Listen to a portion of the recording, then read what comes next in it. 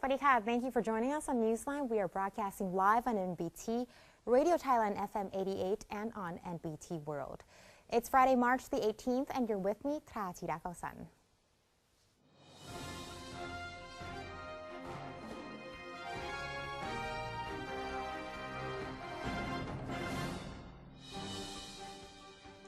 Welcome to today's segment of Thailand Moves Forward. In our first story, Prime Minister General Prayut Chan-o-cha has called on all government agencies to promote transparency within their organizations, affirming corruption will decrease next year. General Prayut presided over a seminar concerning the dissemination of accurate information to the public and the establishment of a transparent public administration system in line with the Official Information Act 1997. During his address, the Premier revealed that although the law has been in use for 18 years, not many organizations are fully complying with it. Therefore, General Prayut demanded that all state agencies make adjustments to their operations for more transparency, saying they will need to clarify their operations and procedures to the public in a bid to earn their trust and cooperation. As the government is urgently reforming the country, the Prime Minister insists that the incidence of corruption will be brought down to the lowest level possible in 2017. During the seminar, General Prayut granted plaques of honor to two agencies, namely the Provincial Electricity Authority and the Nong Khai Provincial Administration, in recognition of their outstanding work in providing public information services.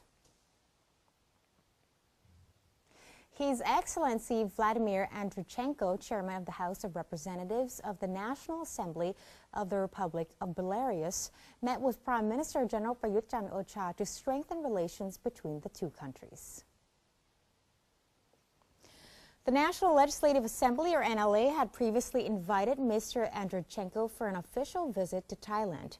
Deputy Government Spokesperson Major General Wirachon Sukhontha Patipak, the Prime Minister and the House Chairman had an opportunity to discuss future cooperation in the areas of trade, investment, education, culture, research and development. General Prayut urged Belarusian entrepreneurs who accompanied the House Chairman on this trip to invest in Thailand. Mr. Andreychenko also views Thailand as a major ASEAN partner nation and will welcome Thai investors to Belarus. The Prime Minister also said that Thailand may need tractors and other machinery from Belarus to industrialize the country's special economic zones. The two nations have enjoyed diplomatic relations for over 24 years. Thailand expressed support for the establishment of honorary councils of the Republic of Belarus in the kingdom. Relevant agencies have launched a study tour for students in Bangkok. The activity is part of the class hour reduction policy. Over 400 students from different schools took a field trip to the National Museum, the National Theatre and historic sites around the Pranakhon district. The activity was chaired by Deputy Prime Minister General Thanasak Patimaprakon. General Thanasak said the study tour aimed to increase an interest in arts and culture in students so that they would learn to cherish the national identity.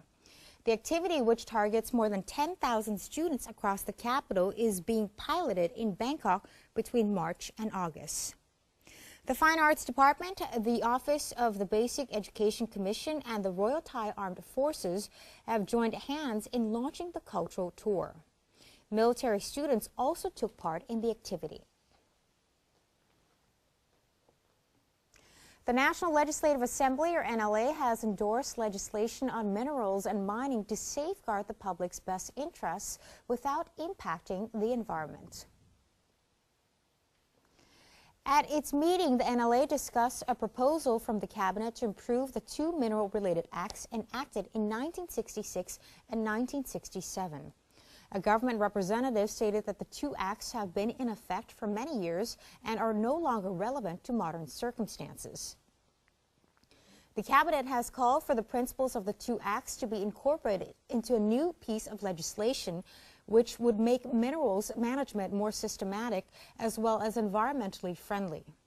It has pointed out that improvements to the legislation would allow for the mining industry to be more sustainable and free of conflict. The NLA has agreed that new regulations are needed for the management of minerals and mining. The legislature proposed that reparations be given to those affected by mining activities.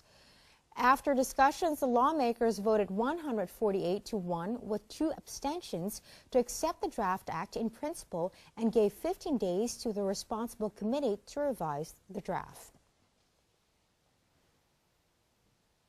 The Tourism and Sports Minister said that tourism continued to expand in the first quarter of 2016 and projected that Thailand would attract more than 32 million travelers this year. Tourism and Sports Minister Gopkan Wattanawarankul pointed out that tourism revenue in the first quarter is currently at 660 billion baht, a 14.4% increase from the same period last year.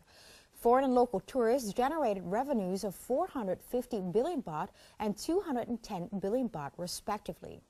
These figures represent a year-on-year growth of 18.2% in foreign tourist revenue and 6.9% in local tourist revenue. Ms. Gopkan said the number of foreigners visiting the country is rising steadily.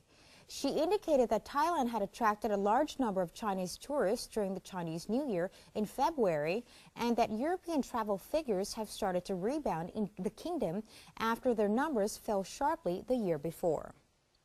The minister said her agency is preparing to expand last year's 12 Can't Miss Cities campaign to nearby provinces in 12 Can't Miss Cities Plus. Ms. Gopkan stated that the ministry would push the cabinet to approve additional long holidays for the public while establishing Thailand as an ASEAN hub for tourism. The Design Excellence Award, or DMAC, event is jointly organized by the Thailand Institute of Design and Promotion, Department of International Trade Promotion, Ministry of Commerce. Each year, it recognizes outstanding product designs. The winner from DMAC 2015 has offered his designing views regarding the opening of the 2016 competition. On March 2016, the Design Excellence Award, or DMAC program, has once again opened a new opportunity for the new talent in the design industry of Thailand. The 2016 DMAC is the ninth of this series of events, first held in 2008. Mr. Thirabut Palanchun, the winner last year in both the Thai and Japanese program, was invited to speak during the opening ceremony of this current award. His product utilized the symbol of the three-legged crow, a legendary creature from the Japanese mythology. Actually, we got this idea through brainstorming with our customers. Every time we've got a challenge from our customers, we will have to sit down and discuss about their demand and any other special requirement. One of our customers, who's a former student from Japan, mentioned this story which we think is very interesting. It has an identity of its own, and we can use that for branding. That's why we went with the three-legged crow. Designing is mentioned many times as playing a crucial role in enhancing the value of the finished product, which greatly contributes to the economic success, and is one of the major reasons for the existence of this program. Design and innovation is, for me, it's like everything. It's like when you get up from the bed and until you're going to bed, you have to design. Use the philosophy of thinking of design, how to create your everyday life. So this is the basic of idea of design for me. An eye for beauty is definitely important.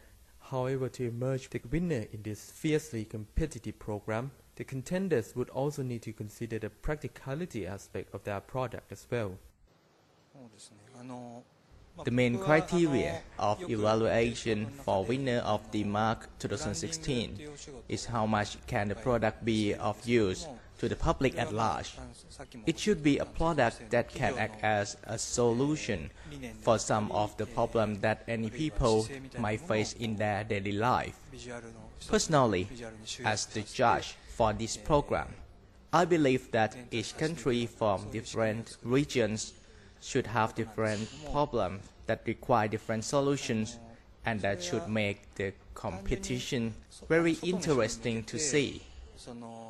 The winner of the DMARC program will earn not only the mark of excellence for their talent and skill, but also the recognition in Thailand, Japan, and Europe.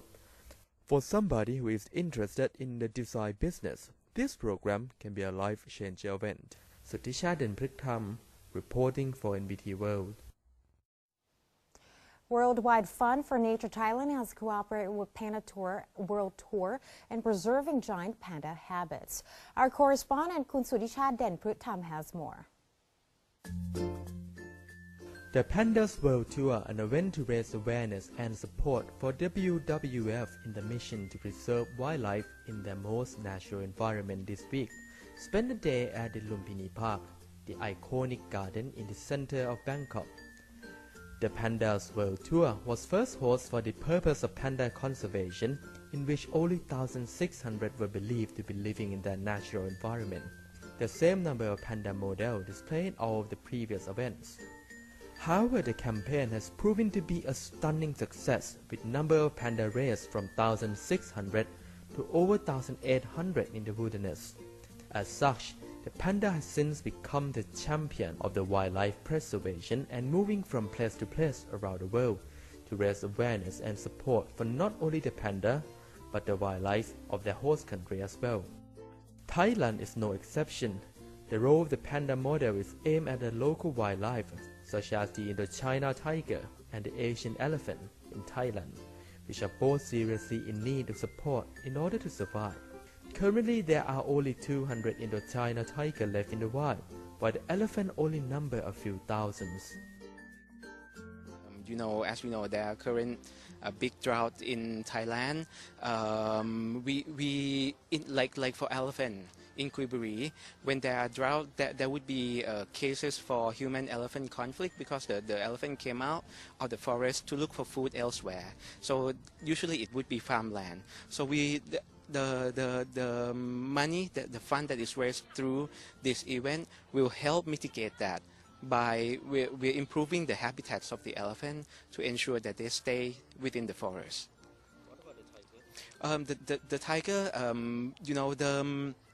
The current work is on the research for the tiger. So we want to ensure that we conserve the tiger because tiger is on the top of food chain, and when there are tigers in the forest, it proves that that forest has high conservation value.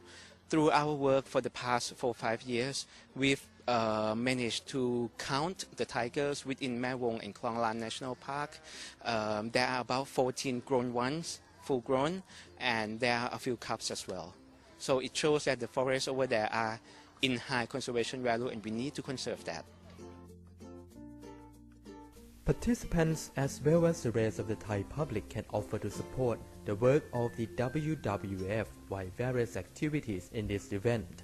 Something as simple as sharing photographs of you and the panda can be used to raise awareness of WWF mission in Thailand. Or they can volunteer directly to participate in the organizing of this event, which not only result in their success but also solidify the view and the network of the like-minded individuals in supporting the wildlife conservation of Thailand. Tisha Denpritham, reporting for NBT World. And that's the end of today's edition of Thailand Moves Forward.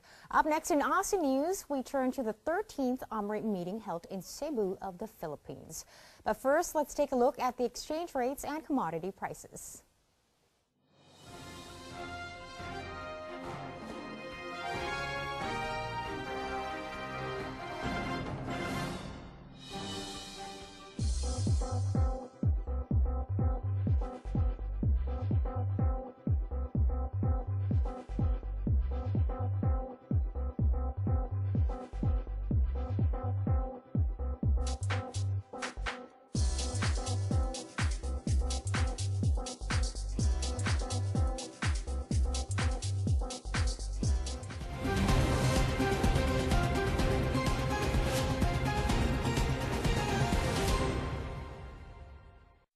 ASEAN Economic Community. Having the same hopes and mutual intentions to create sustainable growth and permanent economic progress within the framework of the ASEAN Comprehensive Investment Agreement. The ACIA exists to facilitate trade and commerce between member nations, as well as to improve quality of people's lives. One vision, one identity, one community. Pad Thai. Created from Thai wisdom, used to be served on banana leaf, and the banana tree is used for practicing Muay Thai. Muay Thai was trained in the temples, which can be found on the mountains, in the caves, or on the water, everywhere, just like Pad Thai. There are thousands of other stories to discover. Discover your amazing stories in amazing Thailand.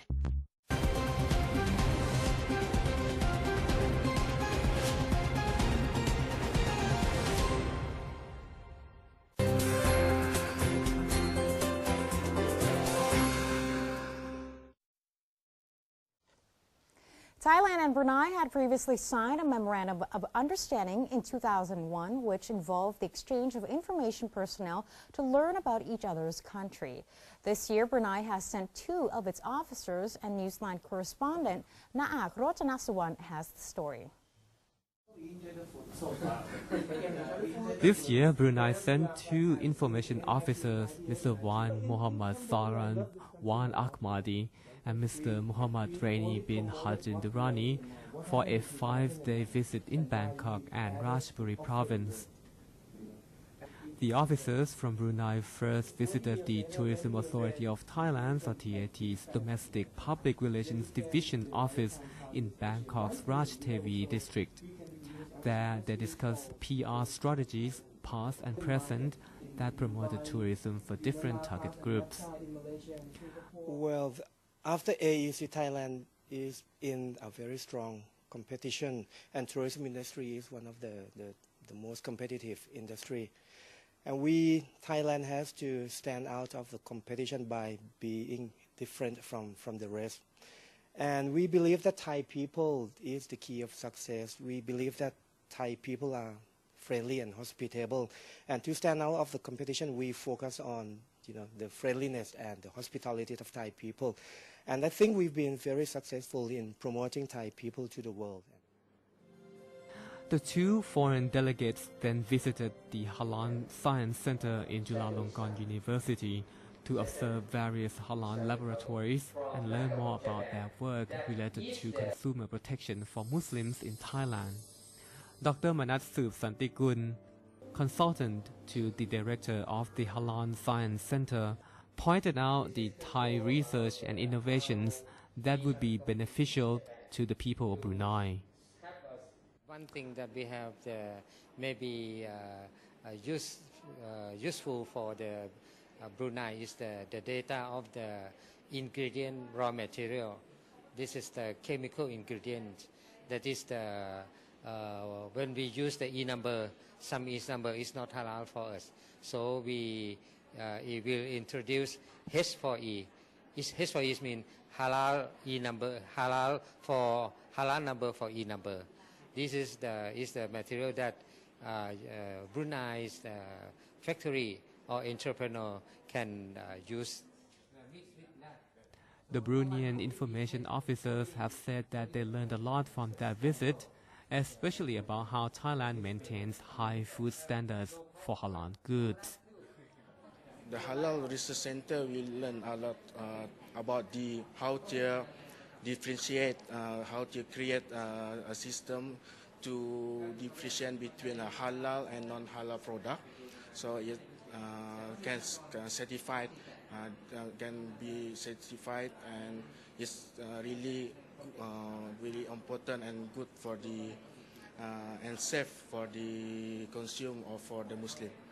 And we learn the halal center. There is so the Muslims or the tourists from any other countries so can differentiate the halal products and then safe to eat or something, so that they don't have to worry about the products anymore because it's labeled halal, already trusted and tayyib. The Bruneian delegates began the second day of their visit with a tour of the Bang Luang Mosque. The self-sustaining mosque is known for being the only Thai-style mosque in the world. According to the Imam, the 18th century mosque is the center of the Thonburi community, adding that the area had been living in harmony for hundreds of years with a mixed faith community of Christians, Buddhists, and Muslims. The officers then visited an innovation fair at the Klong Padung Krung Kasem floating market, where they were welcomed by Deputy Director General of the Department of Mineral Fuels, Suriyan Apirat Satayakun, and advisor to the Prime Minister on Social Affairs, Sujin Petnian. The two officers said they were impressed with the Thai government's Klong Padung Krung Kasem program, which helps to provide locals with a sales venue to distribute their products. I think the Thailand government set up this kind of event is very good for the entrepreneurs in Thailand. So the small SMEs can promote their product. What I saw here, there are a lot of experiment doing by the local university, the more project by the students, so the student can also promote their product. Both officers would later visit the Damnan Saduak floating market in Ratchaburi province. They will stop by the Thai Human Imagery Museum, a wax museum in Bangkok. Then the officers are scheduled to return to Brunei on the evening of Friday, March the 18th. This has been Nagrojit Nasuwan for Newsline.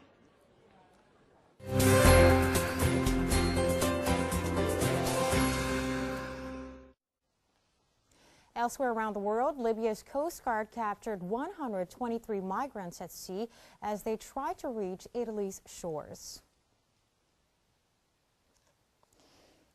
The migrants were returned to the capital, Tripoli, where they were transferred to an illegal migrants detention facility. Caught in a conflict between two rival governments and various armed factions, Libya has become a major route for traffickers taking advantage of the chaos to transport people from the North African coast to Europe, fueling the continent's worst migrant crisis since World War II.